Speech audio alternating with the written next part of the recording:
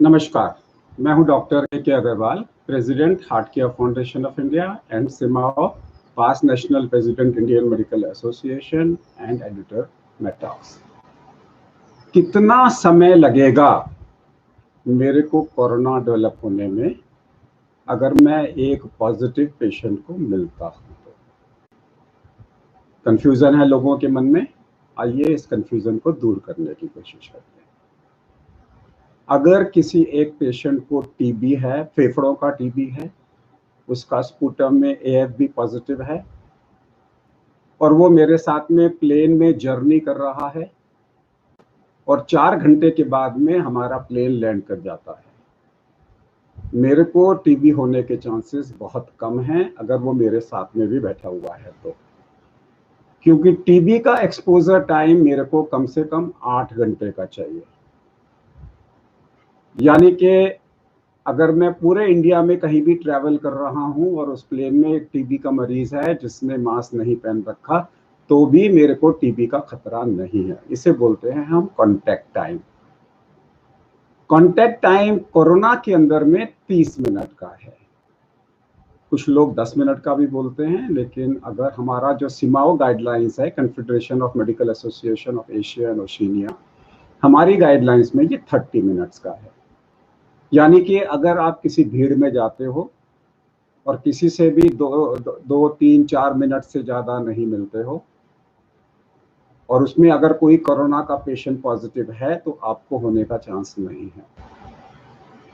अगर आपको corona positive है और आप एक 100 लोगों की भीड़ में जाते हो और किसी से भी 2 मिनट से ज़्यादा नहीं मिलते, तो हो सकता है किसी को भी वो इन्फेक्शन ना हो, अनलेस आपने सरफेस पे रख दिया और लोग उस सरफेस को टच करें। हम सिर्फ ड्रॉपलेट टू ड्रॉपलेट, यानी कि we are talking about droplet infection which is human to human transmission की बात कर रहे हैं।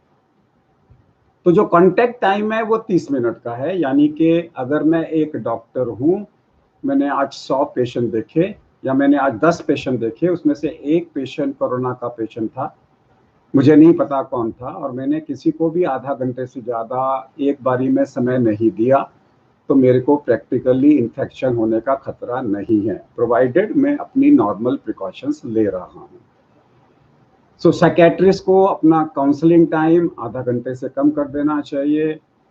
डॉक्टर सर्जन्स को अगर उनका surgical time less than 30 minutes है, it is fine. If it is more than 30 minutes तो डेफिनेटली 2 सर्जन्स को मिलकर सर्जरी करनी चाहिए, ताकि कोई भी एक सर्जन को आधा घंटे से ज़्यादा का सर्जिकल टाइम ना हो। अगर आप किसी रेस्टोरेंट में जा रहे हैं तो फिर आप आधा घंटे से कम का समय रखिए।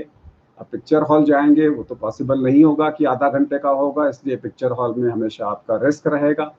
अगर मॉल पे घूमने जाएंगे तो रिस्क रहेगा, आपने कुछ खरीदना है, गए, खरीदा, वापस आ गए, तो आपको रिस्क नहीं है। याद रखिए, जो कॉन्टैक्ट टाइम है उसे हम 30 मिनट का बोलते हैं, लेकिन विद प्रिकॉशंस।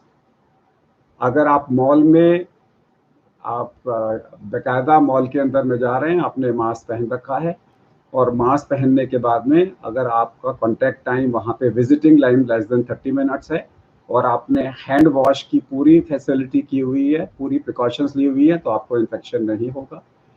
अब ट्रेन के अंदर में डेफिनेटली आपका इन्फेक्शन रेट ज़्यादा होगा, बिकॉज ट्रेन आधा घंटे में तो नहीं पहुँचाएगी।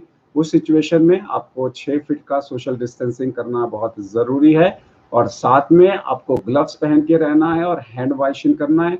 अगर ट्रेन के अंदर में आप बाथरूम में जा रहे हो तो हर चीज़ को क्लीन करो, फिर बाथरूम का इस्तेमाल करो, तो उसमें आपका खतरा मिनिमाइज हो जाएगा, ज़ीरो नहीं होगा।